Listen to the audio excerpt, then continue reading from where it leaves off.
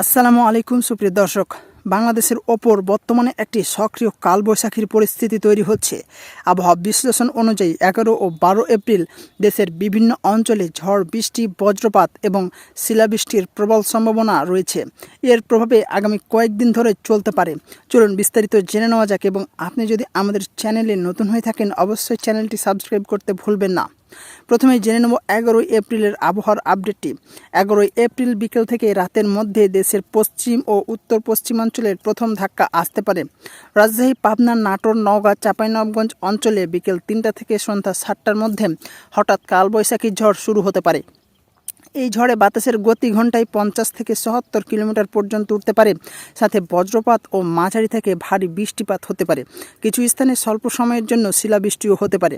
একই সময়ে রংপুর বিভাগের রংপুর, দিনাজপুর, কুড়িগ্রাম, লালমনিরহাট এলাকাগুলোতেও সন্ধ্যার দিকে ঝড় বৃষ্টির সম্ভাবনা থাকবে। তবে কিছু জায়গায় এটি রাত পর্যন্ত স্থায়ী হতে পারে।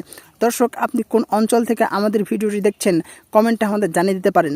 আমাদের আগামী ভিডিওতে আপনার অঞ্চলের বিস্তারিত তথ্য আমরা যোগ করে দেব। ঢাকা, ময়মনসিংহ ও খুলনা বিভাগের ক্ষেত্রে 11 এপ্রিল সন্ধ্যা থেকে রাত 8টা বা 11টার মধ্যে ঝড় বৃষ্টি ঢুকতে পারে। ঢাকায় ঝড়ের তীব্রতা মাঝারি হলেও বজ্রপাত বেশি হতে পারে, যা ঝুঁকিপূর্ণ। চলুন এবার জেনে নিই 12 এপ্রিলের সিস্টেমটি কী অবস্থায় থাকবে। 12 এপ্রিল আরও বিস্তৃত হবে। সকাল থেকে দুপুরের মধ্যে চট্টগ্রাম ও সিলেট বিভাগে বৃষ্টি শুরু হতে পারে এবং বিকেল বা তা তীব্র আকার নিতে পারে। চট্টগ্রাম, কক্সবাজার, সিলেট, মৌলভীবাজার, হবিগঞ্জ এলাকায় ভারী বৃষ্টিপাত ও বজ্রসহ ঝড় হতে পারে। 11 থেকে 12 এপ্রিলের আগে তাপমাত্রা কিছুটা বেশি থাকবে। রাজশাহী ও খুলনা অঞ্চলে 34 থেকে 37 ডিগ্রি সেলসিয়াস পর্যন্ত উঠতে পারে। ঢাকা ও আশেপাশে 32 থেকে 35 ডিগ্রি সেলসিয়াস থাকবে, কিন্তু ঝড় বৃষ্টির পর হঠাৎ করেই 2 থেকে 4 ডিগ্রি পর্যন্ত তাপমাত্রা কমে যাবে, যার ফলে আবহাওয়া কিছুটা স্বস্তিদায়ক হবে।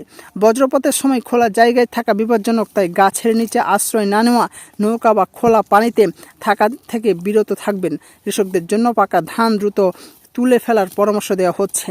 11 থেকে 12 এপ্রিল দেশের বেশিরভাগ অঞ্চলেই কালবৈশাখী ঝড় ও বজ্রপাত ও বৃষ্টিপাত অব্যাহত থাকবে, এবং তার পরের 5 দিনের আবহাওয়ার আপডেটটি আপনাদের জানাবো। 13 এপ্রিলও একই অবস্থা থাকবে। ঝড়ের প্রবণতা কিছুটা কমলেও বিচ্ছিন্নভাবে ঢাকা, সিলেট ও চট্টগ্রামে বৃষ্টি থাকতে পারে। পশ্চিমাঞ্চলের আবহাওয়া কিছুটা স্বস্তিশীল হবে। 14 এপ্রিল আবহাওয়া তুলনামূলকভাবে ভালো থাকতে পারে, তবে বিকেলের দিক থেকে কিছু এলাকায় হালকা বৃষ্টি বা বজ্রসহ ঝড় হতে পারে, বিশেষ করে সিলেট ও চট্টগ্রাম অঞ্চলে। 15 এপ্রিল আবারও তাপমাত্রা বাড়তে শুরু করবে এবং পশ্চিমাঞ্চলে হালকা তাপপ্রবাহের ইঙ্গিত পাওয়া যাচ্ছে, এবং তবে সন্ধ্যার দিকে বিচ্ছিন্ন কালবৈশাখী ঝড় পুরোপুরি বন্ধ হবে না।